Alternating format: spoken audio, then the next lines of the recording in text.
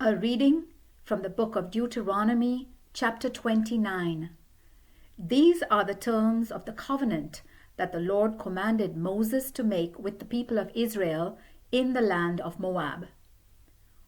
All this was in addition to the covenant which the Lord had made with them at Mount Sinai. Moses called together all the people of Israel and said to them, "You saw for yourselves what the Lord did to the king of Egypt, to his officials, and to his entire country. You saw the terrible plagues, the miracles, and the great wonders that the Lord performed. But to this very day, he has not let you understand what you have experienced. For 40 years the Lord led you through the desert, and your clothes and sandals never wore out. You did not have bread to eat, or wine or beer to drink, but the Lord provided for your needs in order to teach you that He is your God. And when we came to this place, King Sihon of Heshbon and King Og of Bashan came out to fight against us. But we defeated them, took their land, and divided it among the tribes of Reuben and Gad and half the tribe of Manasseh. Obey faithfully all the terms of this covenant so that you will be successful in everything you do. Today, you are standing in the presence of the Lord your God, all of you, your leaders and officials, your men, women, and children, and the foreigners who live among you and cut wood and carry water for you. You are here today to enter into this covenant that the Lord your God is making with you, and to accept its obligations, so that the Lord may now confirm you as His people and be your God, as He promised you and your ancestors, Abraham, Isaac, and Jacob. You are not the only ones with whom the Lord is making this covenant with its obligations. He is making it with all of us who stand here in His presence today, and also with our descendants who are not yet born. You remember what life was like in Egypt, and what it was like to travel through the territory of other nations. You saw their disgusting idols made of wood, stone, silver, and gold. Make sure that no man, woman, family, or tribe standing here today turns from the Lord our God to worship the gods of other nations. This would be like a root that grows to be a bitter and poisonous plant.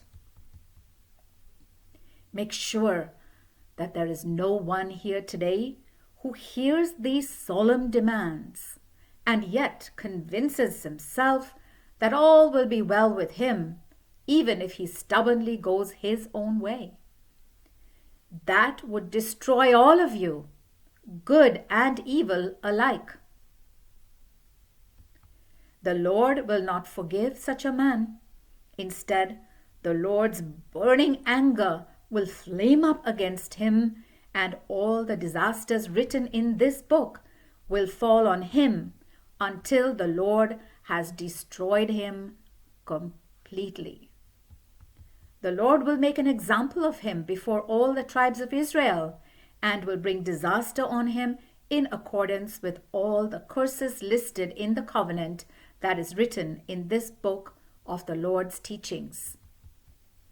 In future generations, your descendants and foreigners from distant lands will see the disasters and sufferings that the Lord has brought on your land. The fields will be a barren waste, covered with sulfur and salt. Nothing will be planted, and not even weeds will grow there.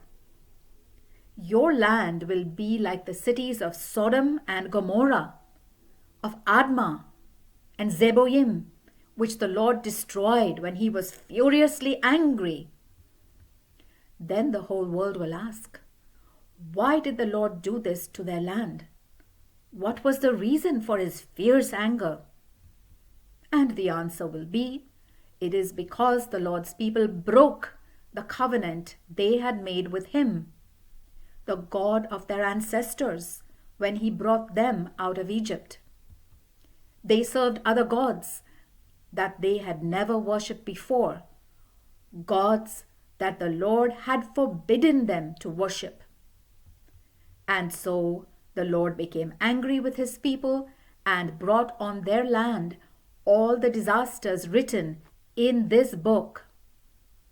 The Lord became furiously angry, and in his great anger he uprooted them from their land and threw them into a foreign land, and there they are today.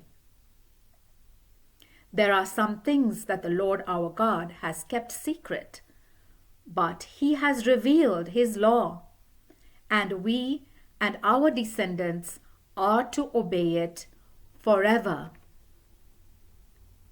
The word of the Lord. A reading from the book of Deuteronomy, chapter 30. I have now given you a choice between a blessing and a curse. When all these things have happened to you, and you are living among the nations where the Lord your God has scattered you, you will remember the choice I gave you. If you and your descendants will turn back to the Lord and with all your heart obey his commands that I am giving you today, then the Lord your God will have mercy on you. He will bring you back from the nations where he has scattered you, and he will make you prosperous again. Even if you are scattered to the furthest corners of the earth, the Lord your God will gather you together and bring you back, so that you may again take possession of the land where your ancestors once lived. And he will make you more prosperous and more numerous than your ancestors ever were. The Lord your God will give you and your descendants obedient hearts, so that you will love him with all your heart, and you will continue to live in that land. He will turn all these curses against your enemies who hated you and oppressed you.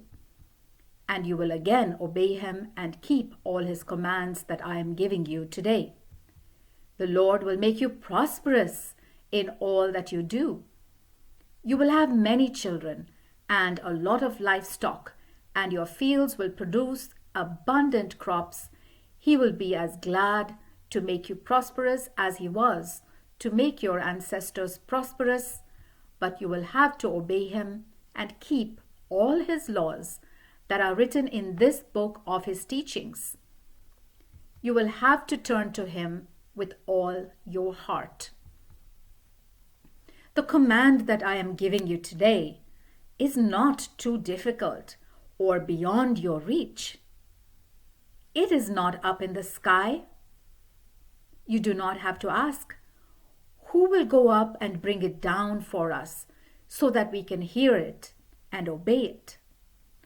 Nor is it on the other side of the ocean.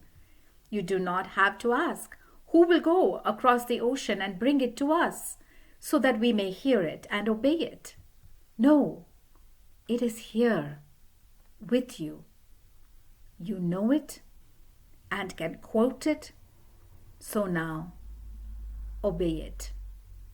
Today, I am giving you a choice between good and evil, between life and death. If you obey the commands of the Lord your God, which I give you today, if you love him, obey him, and keep all his laws, then you will prosper and become a nation of many people. The Lord your God will bless you in the land that you are about to occupy. But if you disobey and refuse to listen and are led away to worship other gods, you will be destroyed. I warn you here and now.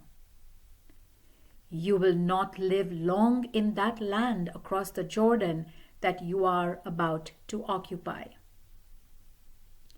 I am now giving you the choice between life and death, between God's blessing and God's curse. And I call heaven and earth to witness the choice you make. Choose life. Love the Lord your God, obey Him, and be faithful to Him. And then you and your descendants will live long in the land that He promised to give your ancestors, Abraham, Isaac, and Jacob. The word of the Lord.